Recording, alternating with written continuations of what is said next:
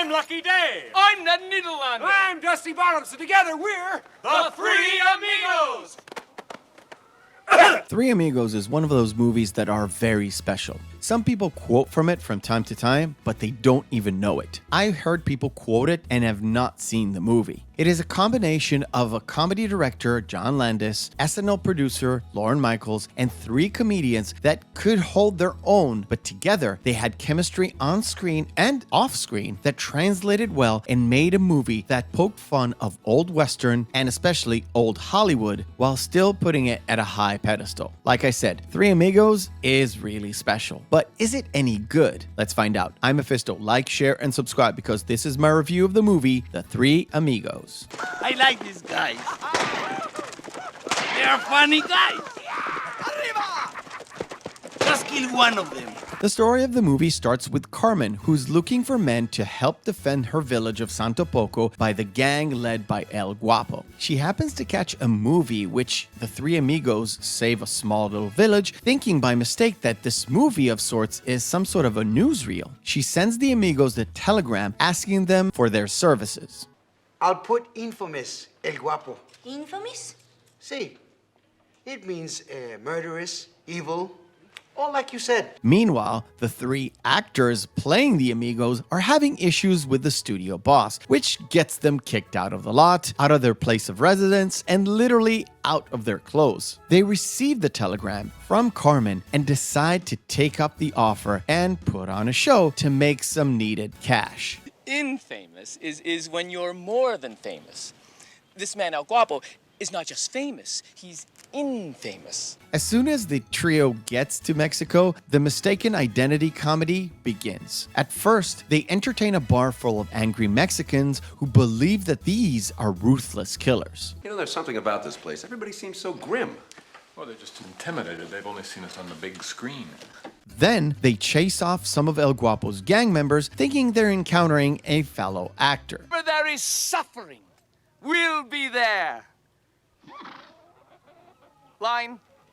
Wherever liberty is threatened, you'll... But when the real El Guapo shows up, they realize that they are in over their heads and they have to face a choice. Become the heroic Three Amigos for real or run away back home to the comfort of Hollywood.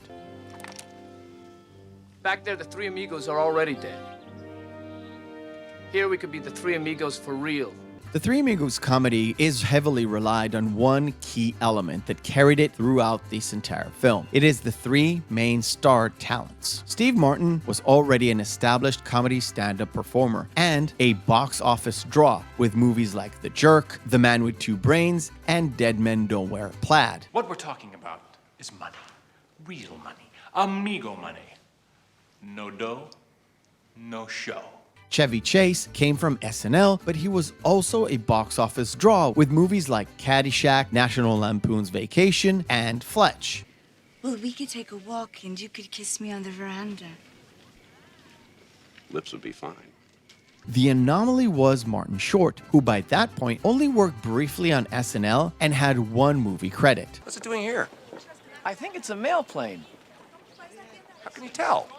Well, didn't you notice its little balls? But it seems like from the start, the three had a lot of chemistry together. It has been reported that all three spent a lot of time together, and it did spark a long-term friendship between Short and Martin. All this translated into the screen as comedy gold. It seems like the trio in the movie, who by that point of the story worked a lot together and had their amigo routine down to a T, worked well with dealing with things that are outside of their scope. A real-life situation involving real criminals and not the fake movie kind. real bullets. Oh, what? I'll keep this.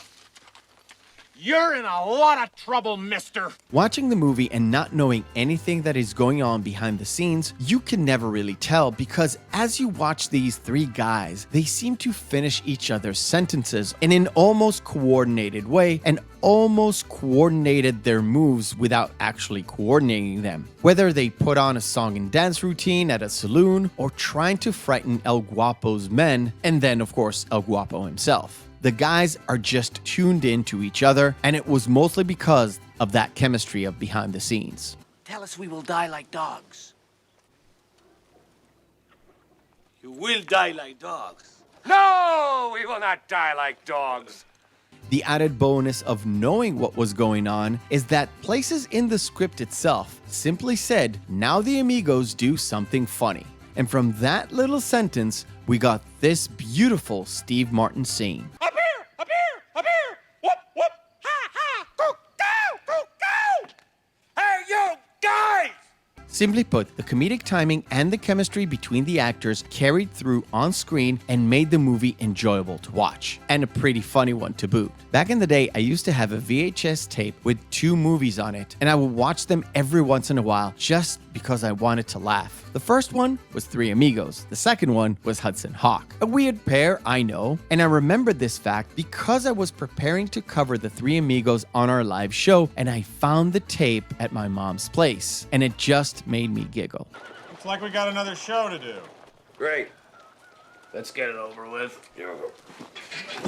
What I love about The Three Amigos is that the movie, even though it is a comedy, takes its Western filmmaking quite seriously. All the tropes that you get from your play-by-numbers Western, you get in this movie. The stranger coming to town, entering the saloon with all the eyes on him, the high noon quick draw, the selfless sacrifice not for money, but for the justice of it all. It is all there, but it mixed very, very well with all the jokes and all the funny situations that you overlook sometimes. I will highly recommend you pick up this movie to watch or just do a rewatch. It's a great comedy to sit down and watch with friends or even watch with older kids and introduce them to a Western. The charm that the 3 main characters radiate just captures you, and every situation that they put themselves in is just hilarious. A fun time all around. But if you really want to dive deeper into the movie, check out our live show where we discuss this movie endlessly on the Real McCoy podcast, episode 150. It's real. What? This is real. I thank you for watching, and remember, hope is a good thing, maybe even the best of things, and no good thing ever dies. I'll see you on the next video.